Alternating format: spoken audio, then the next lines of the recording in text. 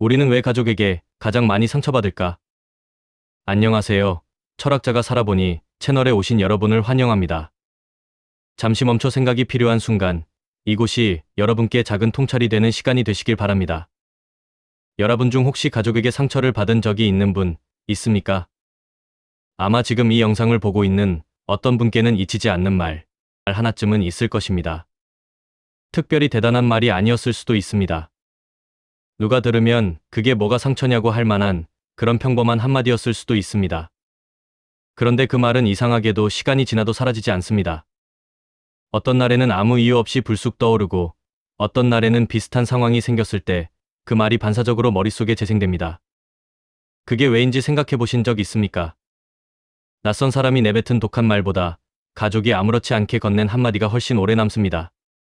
상사에게 들은 비판보다, 친구에게 들은 비교보다, 어머니나 아버지 혹은 형제자매에게서 들은 말이 가슴 어딘가에 더 깊이 박혀 있습니다. 우리는 이 사실을 경험으로 알고 있으면서도 왜 그런지 제대로 이해하려고 시도하지 않습니다. 그냥 가족이니까, 혹은 예민한 내가 문제인가라고 스스로를 탓하고 넘어갑니다. 오늘 우리가 이야기하려는 것은 바로 그 지점입니다. 왜 가족은 우리에게 가장 깊은 상처를 남기는가? 그리고 그 사실을 이해하는 것이 우리 삶에 어떤 의미를 갖는가입니다. 이 질문에 답하기 위해 우리는 심리학의 언어를 빌리고 철학자들의 통찰을 빌릴 것입니다. 그리고 그 과정에서 어쩌면 오래 묵혀두었던 감정의 실마리를 조금은 풀 수 있을지도 모릅니다. 모든 상처의 뿌리에는 기대가 있습니다. 이것은 철학이기 이전에 우리가 매일 겪는 아주 일상적인 진실입니다. 우리가 낯선 사람에게 상처를 덜 받는 이유는 단순합니다. 처음부터 그 사람에게 기대하는 것이 없기 때문입니다. 편의점 직원이 나에게 불친절하게 굴어도 그것은 잠깐의 불쾌함에 그칩니다. 하지만 어머니가 나에게 불친절하게 굴면 그것은 며칠이고 머릿속을 맴돌 수 있습니다. 같은 불친절인데 왜 그 무게가 이토록 다를까요? 그것은 우리가 가족에게는 특별한 기대를 갖고 있기 때문입니다. 나를 가장 잘 이해해줄 사람, 내 편이 되어줄 사람, 적어도 이 사람만큼은 나를 있는 그대로 봐줄 것이다 라는 믿음입니다. 이 믿음은 굉장히 자연스러운 것입니다. 가족이라는 관계가 태어날 때부터 형성된 가장 원초적인 유대이기 때문에 우리는 본능적으로 그 관계에 높은 기대를 부여합니다. 그런데 문제는 그 기대가 언제나 현실과 충돌한다는 것입니다. 가족도 결국 나와 다른 감정과 기준을 가진 하나의 인간입니다. 그들도 지쳐있고 그들도 자신의 세계 안에서 살아가고 있습니다. 그러나 우리는 종종 그 사실을 잊습니다. 특히 기대가 클 때 우리는 상대방도 나와 같은 감정으로 이 관계에 임하고 있을 것이라고 착각합니다. 기대와 현실의 간극이 클수록 실망의 충격도 커집니다. 그리고 그 실망이 반복될 때 우리는 그것을 배신이라고 느끼기 시작합니다. 물론 상대방은 아무것도 배신하지 않았을 수 있습니다. 하지만 나의 기대를 채워주지 못했다는 사실만으로도 그것은 충분히 상처가 됩니다. 심리학에서는 이것을 이상화와 환멸의 사이클이라고 부릅니다. 처음에 누군가를 이상화하면 그 사람이 조금이라도 기대에 못 미칠 때 환멸이 찾아옵니다. 그리고 그 환멸의 깊이는 이상화의 높이와 정비례합니다. 가족 관계에서 우리는 끊임없이 이 사이클을 반복합니다. 다시 믿고, 다시 기대하고, 다시 실망합니다. 그리고 그 반복 속에서 상처는 차곡차곡 쌓여갑니다. 애착이 만들어낸 취약성 존 볼비의 이론. 이 이야기를 하기 위해서는 우리가 어떻게 가족과의 관계를 처음 형성하는지부터 살펴봐야 합니다. 영국의 정신분석학자이자 심리학자인 존 볼비는 인간이 태어나면서부터 특정 대상과 강한 정서적 유대를 맺으려는 본능을 갖고 있다고 주장했습니다. 그는 이것을 애착 이론이라고 불렀습니다. 볼비에 따르면 인간은 생존을 위해 태어날 때부터 자신을 돌봐줄 대상, 즉 주 양육자와의 유대를 본능적으로 추구합니다. 이 유대가 제대로 형성되면 아이는 세상에 대한 기본적인 신뢰감을 갖게 되고 심리적으로 안정된 기반 위에서 성장할 수 있습니다. 반대로 이 유대가 불안정하거나 깨질 위기에 처하면 아이는 극도의 불안과 공포를 경험합니다. 여기서 중요한 것은 이 최초의 애착 대상이 바로 가족이라는 사실입니다. 어머니, 아버지, 혹은 그 역할을 해준 누군가가 우리의 첫 번째 정서적 기반이 됩니다. 우리는 그 관계 속에서 나는 사랑받을 가치가 있는가, 세상은 안전한 곳인가를 처음으로 배웁니다. 그리고 그 초기 경험은 이후의 모든 인간관계에 깊은 영향을 미칩니다. 볼비는 이것을 내적 작동 모델이라고 불렀습니다. 유아기의 애착 경험이 하나의 내면적 모델, 즉 관계에 대한 무의식적 청사진이 된다는 것입니다. 이 청사진 안에는 나는 어떤 사람인가, 타인은 어떤 존재인가, 관계란 어떻게 작동하는 것인가에 대한 기본 가정이 담겨 있습니다. 이것이 왜 중요하냐면 이 청사진이 평생 동안 우리가 가족을 바라보는 방식을 결정하기 때문입니다. 어린 시절 부모에게 충분히 수용받지 못한 사람은 성인이 된 후에에도 부모로부터의 인정을 무의식적으로 갈망합니다. 그래서 나이가 40이 되어도 50이 되어도 부모의 한마디가 여전히 그 사람을 어린아이처럼 무너지게 만들 수 있습니다. 그것은 의지의 문제가 아닙니다. 그것은 가장 원초적인 수준에서 새겨진 심리적 필요입니다. 볼비의 제자인 메리 에인스워스는 이 애착 유형을 세 가지로 분류했습니다. 안정 애착, 불안양가 애착, 회피 애착입니다. 안정 애착을 형성한 아이는 양육자가 잠시 자리를 비워도 불안해하지 않고 돌아왔을 때 쉽게 안정을 찾습니다. 그러나 불안양가 애착을 형성한 아이는 양육자와 떨어지면 극도로 불안해하고 돌아와도 쉽게 진정되지 않습니다. 회피 애착을 형성한 아이는 아예 양육자에게 의존하는 것을 포기한 것처럼 감정을 차단합니다. 이 세 가지 유형은 성인이 된 이후에도 사라지지 않습니다. 불안양가 애착 유형은 가족의 말 한마디에 과민하게 반응하고 늘 인정받으려는 욕구에서 벗어나지 못합니다. 회피 애착 유형은 가족과의 갈등 상황에서 감정을 차단하고 거리를 두는 방식으로 반응합니다. 이 반응 방식이 성인의 삶에서도 그대로 재현되는 것입니다.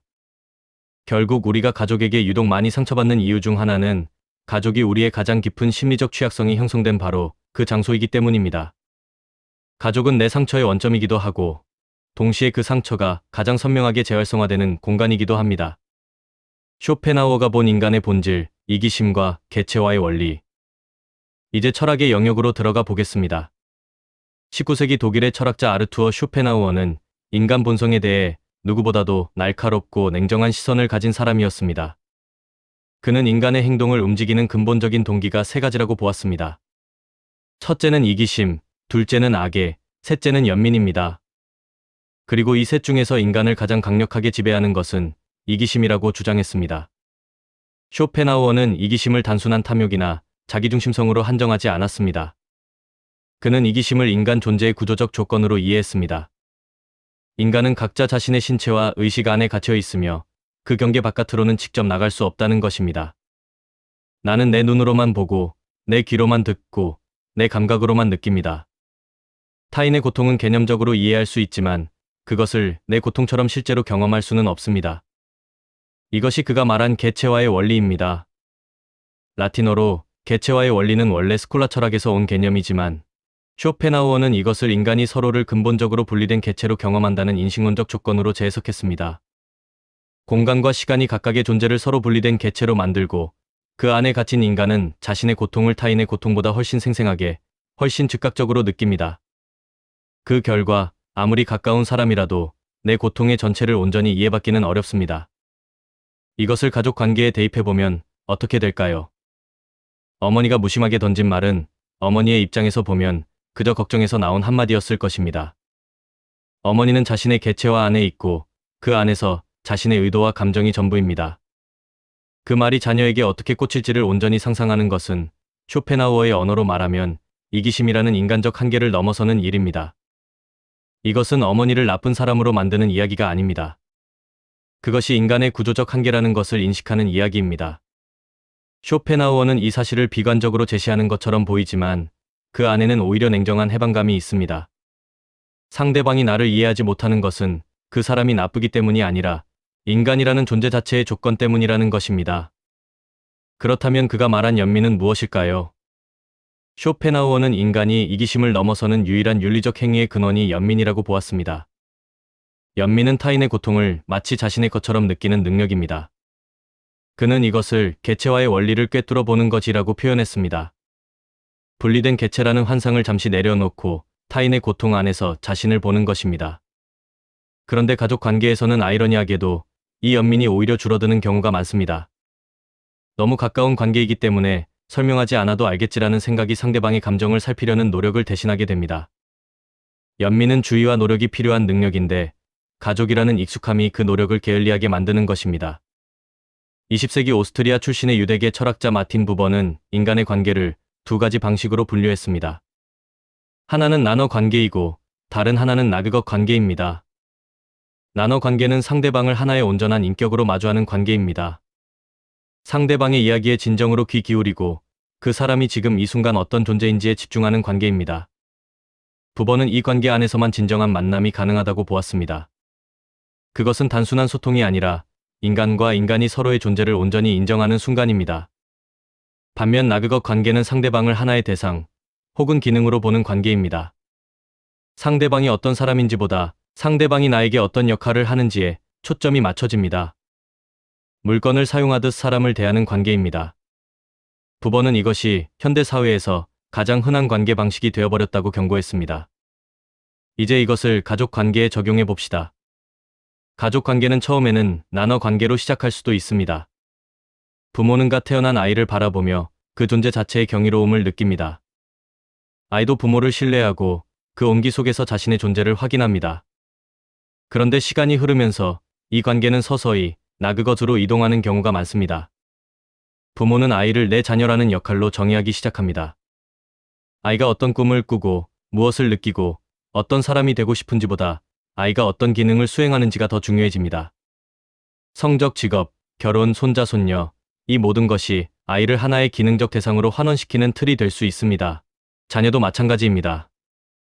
부모를 엄마, 아빠라는 기능으로만 보게 될 때 부모가 하나의 온전한 인간으로서 갖는 피로함과 두려움과 상처를 보지 못하게 됩니다. 부모도 지쳐있는 사람이라는 사실, 부모도 누군가에게 이해받고 싶은 사람이라는 사실을 잊게 됩니다. 부버의 관점에서 보면 가족 안에서 상처가 생기는 이유 중 하나는 관계가 나그것으로 굳어지는 과정에서 일어납니다. 상대방이 더 이상 나에게 있는 그대로의 너가 아니라 내가 원하는 기능을 수행해야 하는 그것이 될 때 그 관계 안에서 진정한 만남은 사라집니다. 그리고 그 사라진 자리에 실망과 상처가 채워집니다. 부버는 이 상황에서 벗어나는 방법이 다시 나너 관계로 돌아가는 것이라고 말했습니다. 그것은 상대방을 내 기대와 역할로 재단하는 것을 멈추고 그 사람이 지금 어떤 상태인지를 온전히 보려는 의지에서 시작됩니다. 이것은 쉬운 일이 아닙니다. 특히 오래된 가족 관계에서 굳어진 패턴을 바꾸는 것은 매우 어렵습니다. 하지만 그 시도 자체가 관계를 살아있게 만드는 힘이 됩니다. 친밀함이 배려를 잠식할 때 익숙함의 역설. 영어에 오래된 격언이 하나 있습니다. Familiarity breeds contempt, 즉 친밀함은 경멸을 낳는다는 말입니다. 처음에는 조금 과격하게 들릴 수 있는 이 말이 왜 수백 년을 살아남았는지 우리는 경험으로 알고 있습니다.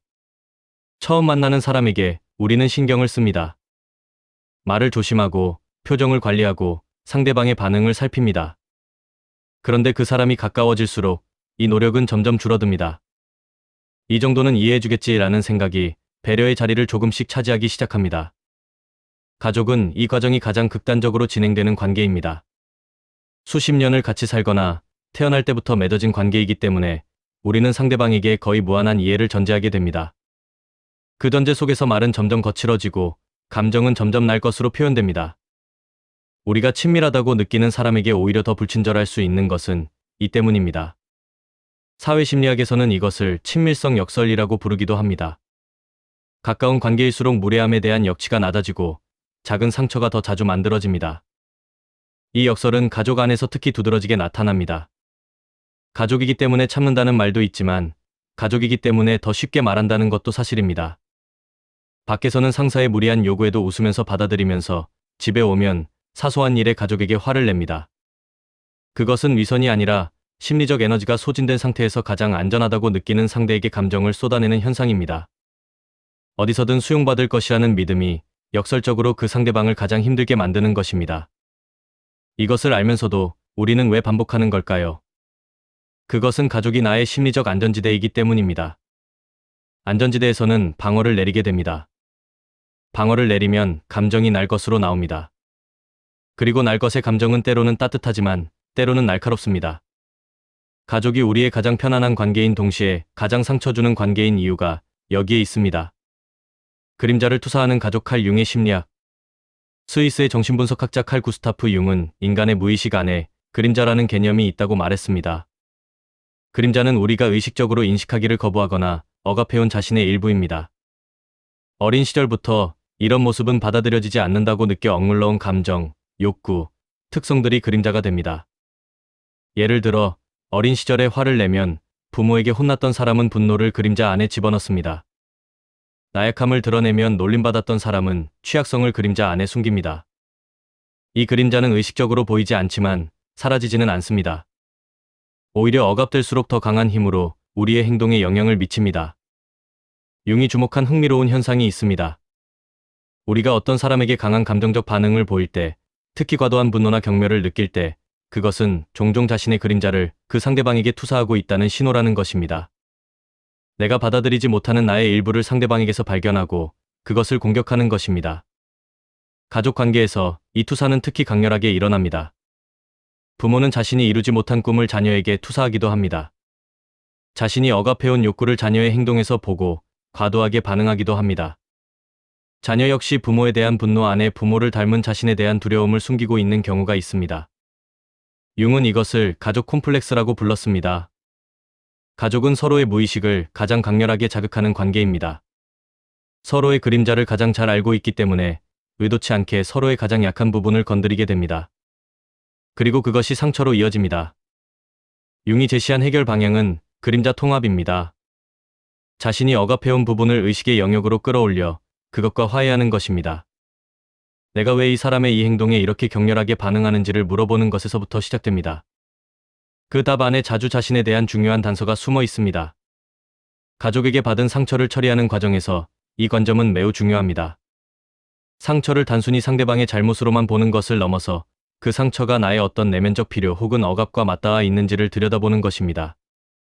이것은 상대방의 책임을 없애는 것이 아니라 내가 그 상처에서 진정으로 자유로워질 수 있는 길을 찾는 것입니다. 열등감의 토양, 알프레드 아들러와 가족 내 위계.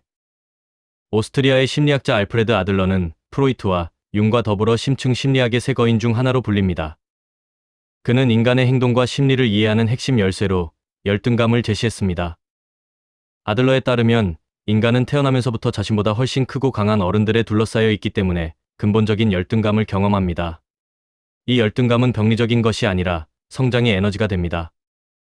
더 나아지려는 욕구, 더 강해지려는 의지가 여기서 출발합니다. 하지만 이 열등감이 잘못 다루어지면 그것은 오히려 삶을 옥죄는 족쇄가 됩니다. 아들러가 특별히 주목한 것은 가족 안에서 열등감이 형성되는 방식이었습니다. 형제자매 간의 비교, 부모의 기대와 실망, 가족 안에서의 역할과 위치 이 모든 것이 아이의 자기 인식에 깊은 영향을 미칩니다. 왜 내 형제는 그렇게 잘하는데 너는 이 모양이냐? 이 한마디는 아이에게 단순한 꾸중이 아닙니다. 그것은 나는 부족한 존재라는 자기 인식의 씨앗을 심는 말입니다. 그리고 그 씨앗이 수십 년에 걸쳐 자라나면서 그 사람의 자존감과 대인 관계 방식을 형성하게 됩니다. 아들러는 이 열등감에 대한 반응이 두 가지 방향으로 나타날 수 있다고 보았습니다. 하나는 그 열등감을 극복하려는 건강한 노력입니다. 다른 하나는 열등감을 부정하거나 회피하기 위한 과잉 보상입니다. 과잉 보상은 열등감이 강할수록 강한 지배 욕구나 우월 욕구로 나타나기도 합니다. 가족 안에서의 비교와 순위 매기기가 이토록 오래 남는 이유는 이 때문입니다. 그것이 단순히 비교당하는 불쾌함이 아니라 나는 본질적으로 충분하지 않은 존재인가라는 질문을 건드리기 때문입니다.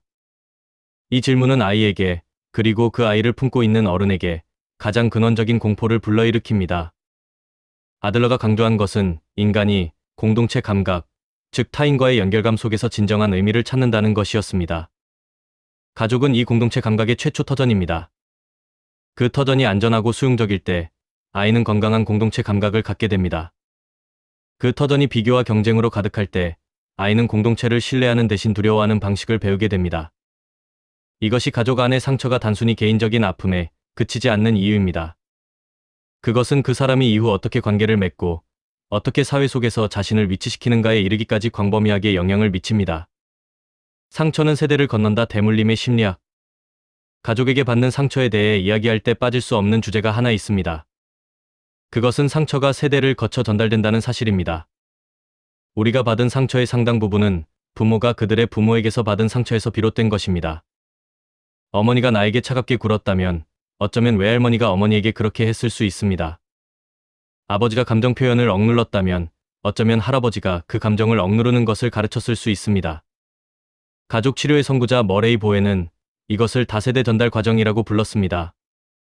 가족은 단순히 개인들의 집합이 아니라 세대를 넘어 이어지는 패턴의 체계라는 것입니다. 불안, 갈등 회피, 감정적 단절, 과도한 집착, 이런 패턴들이 의도와 관계없이 부모에서 자녀로, 또 그 자녀에서 손자녀로 전달됩니다. 이것을 이해하면 우리가 부모에게 받은 상처를 보는 시각이 달라집니다. 부모는 아기를 가진 가해자가 아니라 그들도 누군가에게서 상처를 받은 피해자이자 생존자였을 수 있습니다. 그들도 사랑하는 방법을 제대로 배우지 못했을 수 있습니다. 그들도 자신이 물려받은 패턴 안에서 최선을 다했을 수 있습니다. 물론 이 이해가 상처를 없애주지는 않습니다. 부모를 이해한다고 해서 그들이 나에게 한 행동이 괜찮았다는 뜻이 되지는 않습니다. 하지만 이 맥락을 이해하는 것은 분노를 증오로 굳히는 대신 처리하고 넘어설 수 있는 여지를 만들어줍니다. 버지니아 세티어는 가족 치료의 역사에서 또 하나의 중요한 관점을 제시했습니다. 그녀는 가족 안에서의 의사소통 방식이 가족 전체의 심리적 건강을 결정한다고 보았습니다. 감정을 솔직하게 표현하고 서로의 말을 귀담아 듣는 가족은 갈등이 생겨도 그것을 성장의 기회로 만들 수 있습니다. 반면 감정을 억누르고 회피하는 가족은 표면적으로는 조용해 보여도 내부적으로 긴장과 상처가 쌓여갑니다. 가장 가슴 아픈 것은 많은 경우 상처를 주는 사람이 그 행동이 상처가 된다는 것을 모른다는 점입니다. 그들이 배운 방식이 그것이었고 그들은 그것이 정상이라고 생각했습니다. 무지가 면죄부가 되지는 않지만 이 사실을 이해하는 것은 우리가 그 패턴을 반복하지 않기 위해 무엇이 필요한지를 알게 해줍니다. 세대 전달의 고리를 끊는 것은 우리 시대에 주어진 중요한 과제 중 하나입니다. 그것은 자신이 받은 상처를 인식하고 그 상처가 어디서 왔는지를 이해하고 그것이 자신의 다음 세대에게 전달되지 않도록 의식적으로 노력하는 것입니다. 사람을 수단으로 대하는 관계, 칸트의 정언명령. 18세기 독일의 철학자 임마누엘 칸트는 도덕의 근본 원리를 설명하기 위해 정언명령이라는 개념을 제시했습니다. 그 핵심 중 하나는 이것입니다. 너는 언제나 사람을 단지 수단으로서만이 아니라 동시에 목적으로서 대하라. 칸트는 인간을 그 자체로 존엄한 존재, 즉 목적으로 대해야 한다고 강조했습니다. 인간을 단순히 내 욕구나 목표를 달성하기 위한 수단으로 이용할 때 우리는 그 사람의 존엄을 침해하는 것입니다. 이것을 가족 관계에 적용해보면 몇 가지 불편한 진실이 드러납니다. 부모가 자녀를 자신의 꿈을 이루어줄 수단으로 볼 때 칸트의 원리가 위반됩니다. 자녀가 부모를 경제적 지원의 수단으로만 볼 때도 마찬가지입니다. 형제가 서로를 사회적 체면을 유지하기 위한 수단으로 이용할 때도 그렇습니다. 가족 안에서의 상처 중 많은 부분은 바로 이 수단화의 순간에 만들어집니다. 아이가 원하는 삶이 아니라 부모가 원하는 삶을 살도록 강요받을 때 그 아이는 수단으로 대우받고 있는 것입니다. 그 상처는 아이가 성인이 된 후에도 오래 남습니다. 왜냐하면 그것은 단순한 불일치가 아니라 나는 나로서 존중받지 못했다는 존엄의 침해이기 때문입니다. 칸트의 관점에서 보면 가족 관계에서 상처를 줄이기 위해 필요한 것은 상대방을 그 자체로 목적으로 보는 시선입니다. 이 사람이 나에게 어떤 역할을 해줄 것인가가 아니라 이 사람이 어떤 존재인가를 먼저 보는 것입니다. 그것이 가장 기본적인 존중의 형태입니다. 가족이라는 이름이 붙어 있다는 사실이 이 원칙을 자동으로 보장해주지는 않습니다. 가족이라도 서로를 수단으로 대할 수 있고 타인이라도 서로를 목적으로 대할 수 있습니다. 칸트의 이 원칙은 혈연이 아니라 의지와 태도의 문제라는 것을 일깨워줍니다. 정체성의 전쟁터, 에릭 에릭슨이 본 가족과 자아. 미국의 발달심리학자 에릭 에릭슨은 인간이 평생에 걸쳐 8단계의 심리사회적 발달을 거친다고 주장했습니다. 그리고 그 각각의 단계에서 해결해야 할 핵심 과제가 있다고 보았습니다. 유아기에는 신뢰 대 불신, 아동기에는 자율성 대 수치심, 학령기에는 근면성 대 열등감, 그리고 청소년기에는 정체성 대 역할 혼란이라는 과제가 놓입니다. 이 각각의 과제가 해결될 때 건강한 심리적 토대가 형성되고 해결되지 못하면 그 흔적이 이후 삶에 지속적으로 영향을 미칩니다. 주목할 것은 이 발달 과제들이 모두 가족이라는 맥락 안에서 처음으로 직면된다는 것입니다. 신뢰를 형성하거나 불신을 학습하는 것은 부모와의 관계에서 시작됩니다. 자율성을 키우거나 수치심을 내면화하는 것도 가족 안에서 처음 경험됩니다. 청소년기의 정체성 형성은 특히 가족과의 갈등이 집중되는 시기입니다. 에릭슨은 청소년이 나는 누구인가라는 질문에 답하기 위해 여러 역할과 가치관을 시험해본다고 보았습니다. 그런데 가족은 종종 이 탐색 과정을 위협으로 받아들입니다. 자녀가 기존의 가족 규범에서 벗어나려 할 때 부모는 그것을 반항 혹은 문제 행동으로 볼 수 있습니다. 그러나 에릭슨의 관점에서 그 탐색은 건강한 성장의 과정입니다. 이 과정이 가족의 지지를 받으면 청소년은 더 강한 정체성을 형성할 수 있습니다. 반면 이 과정이 억압되거나 무시될 때 정체성 혼란은 성인기까지 이어집니다. 자신이 원하는 것이 무엇인지 모르고 타인의 기대에 따라 살아가는 삶은 이 억압에서 비롯되는 경우가 많습니다. 에릭슨은 성인이 된 이후에도 이 과제들을 다시 마주할 기회가 있다고 보았습니다. 치료나 성찰을 통해 과거에 해결되지 못한 과제를 다시 다루고 치유할 수 있다는 것입니다. 이것은 희망의 메시지이기도 합니다. 우리는 어린 시절의 상처에 평생 묶여 있어야 하는 것이 아닙니다. 그 상처를 인식하고 재해석하는 과정 안에서 우리는 여전히 성장할 수 있습니다. 말 한마디의 무게가 다른 이유, 언어와 권력의 심리학. 가족에게서 들은 말이 왜 이토록 오래 남는지를 이해하려면 언어가 단순한 정보 전달 도구가 아니라는 사실을 이해해야 합니다. 언어는 관계의 권력 구조를 담고 있습니다. 어떤 말이 상처가 되는 이유는 그 말이 담고 있는 내용 때문만이 아니라 그 말을 한 사람이 나에게 어떤 위치에 있는가와 깊이 연결되어 있습니다. 부모는 자녀에게 절대적인 권위의 존재로 시작됩니다. 아이에게 부모의 말은 세상에 대한 진리와도 같습니다. 부모가 너는 게으르다고 말하면 아이는 그것이 자신에 대한 객관적 사실이라고 받아들이기 쉽습니다. 부모가 너는 그것도 못하냐고 말하면 아이는 자신이 정말로 무능한 것이 아닌지를 의심합니다. 이것은 성인이 된 후에도 잘 사라지지 않습니다. 이성적으로는 그 말이 사실이 아님을 알면서도 감정적으로는 여전히 그 말이 진실처럼 느껴지는 것은 이 때문입니다. 초기에 형성된 권위 관계 안에서 들어온 말들은 단순한 기억이 아니라 자기 인식의 일부가 됩니다. 언어학자이자 사회학자인 피에르 브루디에는 상징적 폭력이라는 개념을 통해 이것을 설명했습니다. 상징적 폭력은 물리적 힘이 아니라 언어, 시선, 태도를 통해 이루어지는 폭력입니다. 그리고 그것은 피해자가 그것이 폭력이라는 사실을 인식하지 못할 때 가장 효과적으로 작동합니다. 가족 안에서의 비교, 무시, 부정적 평가는 많은 경우 이 상징적 폭력의 형태를 띱니다. 그것이 폭력이라는 이름으로 불리지 않기 때문에 피해를 입은 사람조차 자신이 입은 피해를 인식하지 못할 수 있습니다. 그저 내가 예민한 것인가, 이 정도는 참아야 하는 것인가 라고 스스로를 검열하게 됩니다. 말의 무게를 이해하는 것은 단순히 상처를 변명하려는 것이 아닙니다. 내가 경험한 것을 제대로 이름 붙이는 것, 그것이 치유의 시작입니다. 경험을 정확하게 인식해야만 그것을 처리하고 넘어설 수 있기 때문입니다. 통제할 수 없는 것을 내려놓기, 스토아 철학의 가르침. 기원전부터 기원 후에 걸쳐 발전한 스토아 철학은 지금도 많은 사람들에게 실용적인 지혜를 줍니다. 노예 출신의 철학자 에픽테토스는 이 철학의 핵심을 한 문장으로 압축했습니다. 어떤 것들은 우리의 힘 안에 있고 어떤 것들은 그렇지 않다. 에픽테토스, 엔키리디온. 에픽테토스는 우리의 힘 안에 있는 것과 그렇지 않은 것을 분명히 구분할 것을 강조했습니다. 우리의 힘 안에 있는 것은 우리의 판단, 의지, 반응입니다. 우리의 힘 밖에 있는 것은 다른 사람의 말, 행동, 감정입니다. 이 구분을 가족 관계에 적용하면 어떻게 될까요? 부모가 나를 이해해주기를 바라는 것, 가족이 변해주기를 기대하는 것, 이것은 내 힘 밖의 영역입니다. 반면 내가 그 말에 어떻게 반응할 것인가, 그 상처를 어떻게 해석하고 처리할 것인가, 이것은 내 힘 안의 영역입니다. 스토아 철학자들은 고통의 상당 부분이 내 힘 밖의 것을 내 힘 안에 있는 것처럼 다루려는 시도에서 온다고 보았습니다.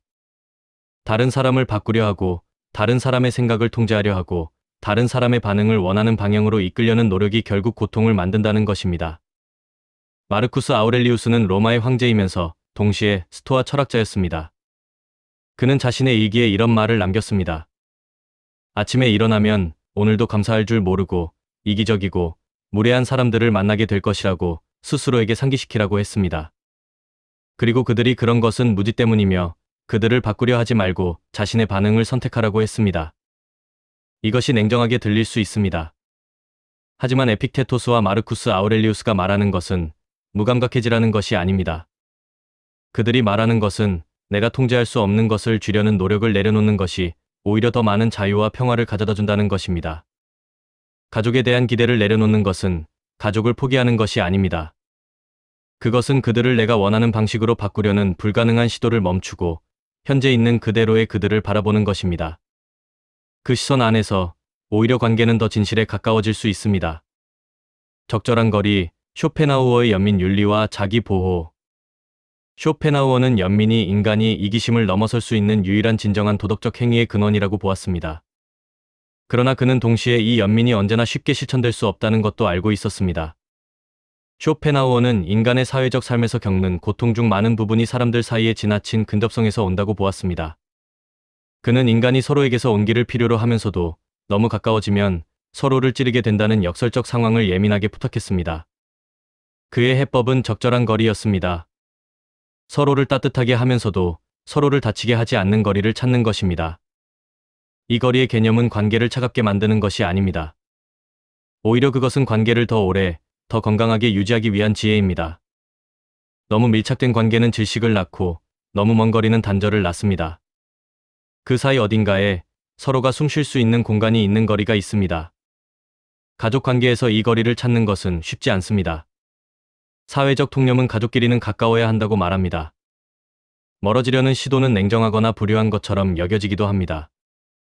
그러나 지속적인 상처를 주는 관계에서 거리를 두는 것은 관계를 포기하는 것이 아니라 그 관계를 지속 가능하게 만드는 방법일 수 있습니다.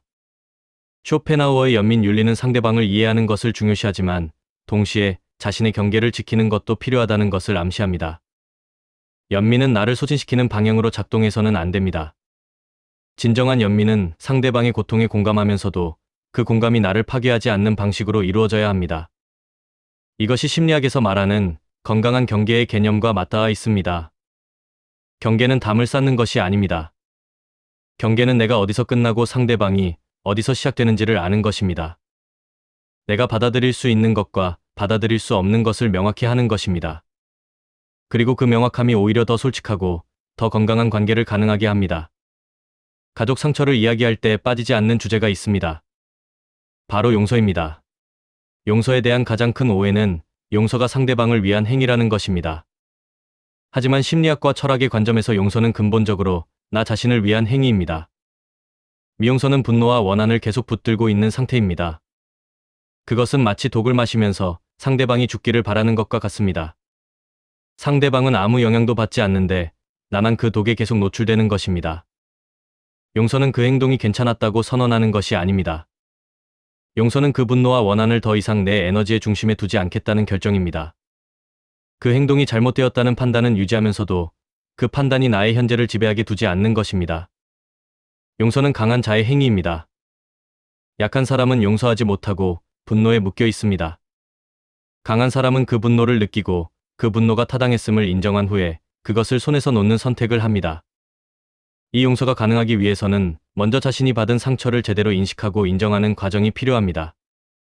너무 이른 용서, 즉 상처를 제대로 보지도 않은 채 괜찮은 척하는 것은 진정한 용서가 아닙니다. 그것은 억압이고 억압된 것은 언제가 다른 형태로 터져 나옵니다. 먼저 울어야 합니다. 먼저 분노해야 합니다. 그 감정들이 충분히 느껴지고 처리된 후에야 비로소 진정한 의미에서의 놓아보냄이 가능해집니다. 그리고 그 놓아보냄이 가능할 때 우리는 더 이상 그 상처에 의해 정의되는 존재가 아니게 됩니다. 우리는 그 상처를 경험한 사람이지만 그 상처 이상의 존재입니다. 이제 처음 질문으로 돌아와 봅시다. 왜 우리는 가족에게 가장 많이 상처받을까요? 우리는 이 여정을 통해 여러 층위에서 그 답을 탐색했습니다.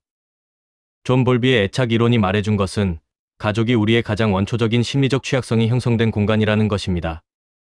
쇼펜하우어의 개체화의 원리가 말해준 것은 우리는 구조적으로 서로를 완전히 이해할 수 없으며 그 한계는 가장 가까운 가족 사이에서도 유효하다는 것입니다. 마틴 부버가 말해준 것은 가족 관계가 나너에서 나그것으로 이동할 때 그 안에서 진정한 만남이 사라지고 상처가 쌓인다는 것입니다. 칼 융이 말해준 것은 우리가 가족에게서 받는 상처의 일부는 우리 자신의 그림자가 투사되는 과정에서 증폭된다는 것입니다. 알프레드 아들러가 말해준 것은 가족 안의 비교와 위계가 자존감의 뿌리에 영향을 미친다는 것입니다. 칸트가 말해준 것은 상대방을 수단이 아닌 목적으로 대하는 것이 관계의 가장 기본적인 존중이라는 것입니다. 에릭슨이 말해준 것은 우리의 심리 발달 과제가 모두 가족이라는 맥락에서 처음 시험에 든다는 것입니다. 스토아 철학자들이 말해준 것은 내가 통제할 수 없는 것에 집착하는 것이 고통의 근원이며 자신의 반응을 선택하는 것이 진정한 자유라는 것입니다. 이 모든 관점들이 하나의 지점으로 수렴됩니다. 가족이 우리에게 가장 깊은 상처를 주는 것은 가족이 가장 나쁜 존재이기 때문이 아닙니다. 가족이 우리의 가장 깊은 심리적 필요가 만들어진 곳이고 가장 큰 기대가 살아있는 곳이기 때문입니다. 우리는 그곳에서 가장 방어를 내리고 그곳에서 가장 원초적인 자신이 됩니다. 그래서 그곳에서 오는 말이 가장 깊은 곳을 건드리는 것입니다. 이것을 이해하는 것은 상처를 그냥 받아들이라는 것이 아닙니다. 이것을 이해하는 것은 자신이 겪어온 것에 대한 보다 명확하고 공정한 시선을 갖게 해줍니다. 그 시선 안에서 자신을 탓하는 것도 줄어들고 상대방에 대한 맹목적인 분노도 조금은 달라질 수 있습니다. 그래서 우리는 어떻게 살아가야 할까? 마지막으로 이 모든 이야기가 우리의 실제 삶에서 어떤 의미를 가질 수 있는지에 대해 이야기하고 싶습니다. 첫 번째는 자신이 받은 상처를 인정하는 것입니다. 많은 사람들이 가족에게서 받은 상처를 쉽게 인정하지 못합니다. 가족인데 어떻게 상처라고 할 수 있냐는 생각, 혹은 이 정도는 다들 겪는 것 아닌가라는 생각이 자신의 경험을 최소화하게 만듭니다. 그러나 상처는 비교의 문제가 아닙니다. 나에게 상처가 되었다면 그것은 상처입니다. 그것을 인정하는 것이 치유의 첫걸음입니다. 두 번째는 그 상처가 나에 대한 진실이 아님을 이해하는 것입니다. 가족에게서 들은 부정적인 말들이 나에 대한 객관적 사실이 아닐 수 있다는 것을 이성적으로는 알면서도 감정적으로는 여전히 그 말에 묶여있는 경우가 많습니다. 그 말들은 그 말을 한 사람의 세계관과 제한성에서 나온 것이지 나의 본질적 가치를 규정하는 것이 아닙니다. 이것을 머리가 아니라 가슴으로 이해하는 과정에는 시간이 필요합니다. 그리고 그 시간을 자신에게 허락하는 것이 중요합니다. 세 번째는 가족을 완전한 타인으로 보는 연습을 하는 것입니다. 쇼펜하우어가 말한 개체화의 원리는 우리에게 가족도 완전히 이해할 수 없는 하나의 독립된 개체라는 사실을 일깨워줍니다. 그들도 그들의 상처와 두려움과 한계를 가진 사람입니다. 그들의 행동을 나를 향한 것으로만 해석하지 않는 것이 상처를 덜 받는 방법 중 하나입니다. 네 번째는 적절한 거리를 허락하는 것입니다. 가족과의 거리는 관계의 포기가 아닙니다. 상처를 반복적으로 받는 상황에서 자신을 보호하는 거리는 필요합니다. 그 거리 안에서 자신을 다시 채우고 더 안정적인 상태에서 관계에 임하는 것이 가능해집니다. 다섯 번째는 자신이 원하는 관계 방식을 먼저 보여주는 것입니다. 가족이 변해주기를 기다리는 것은 스토아 철학자들이 경고한 통제 불가능한 것에 대한 집착입니다. 하지만 내가 먼저 대화의 방식을 바꾸고 내가 먼저 상대방을 나너의 관계로 대하는 것은 내 힘 안에 있습니다. 이것이 언제나 관계를 바꿔주지는 않겠지만 적어도 나의 태도와 경험을 바꿉니다. 여섯 번째는 전문적인 도움을 구하는 것을 두려워하지 않는 것입니다. 가족 안에서 받은 상처는 혼자 감당하기 어려운 경우가 많습니다. 특히 그 상처가 오래되었거나 깊은 경우 전문적인 심리치료는 매우 효과적인 도구가 될 수 있습니다. 심리치료를 받는다는 것은 약함의 표시가 아니라 자신을 진지하게 돌보겠다는 결단의 표시입니다. 가족이라서 덜 아픈 게 아닙니다. 가족이라서 더 아픈 것입니다. 이 사실을 받아들이는 것은 체념이 아닙니다. 그것은 오히려 관계를 더 솔직하게 바라볼 수 있게 해주는 출발점입니다. 우리는 가족에게서 받은 상처를 통해 자신이 무엇을 필요로 하는지를 가장 명확하게 알게 됩니다. 그 상처가 아프기 때문에 우리는 그것에 반응합니다. 그리고 그 반응을 들여다보면 우리가 가장 깊이 원하는 것이 무엇인지가 보입니다. 인정받고 싶었던 것, 있는 그대로 보여지고 싶었던 것, 나를 누군가가 온전히 품어주기를 바랐던 것.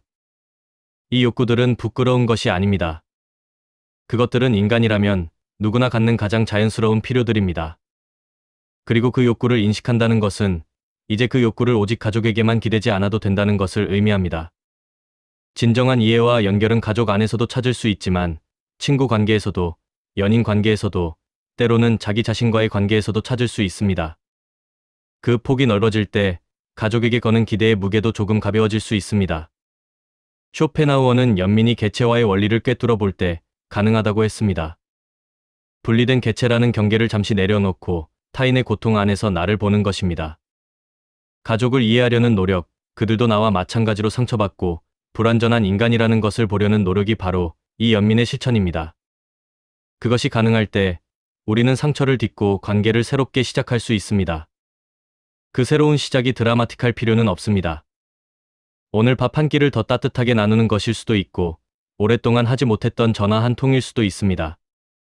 아니면 아직 그 관계에서 충분히 거리를 두고 스스로를 지키는 것일 수도 있습니다. 어떤 형태이든 그것이 지금 당신에게 가장 필요한 것이라면 그것이 맞습니다. 가족 안의 상처는 오래 남습니다. 하지만 그 상처가 당신의 전부를 정의하지는 않습니다. 당신은 그 상처를 품고 있으면서도 그 상처를 이해하고 넘어설 수 있는 사람입니다.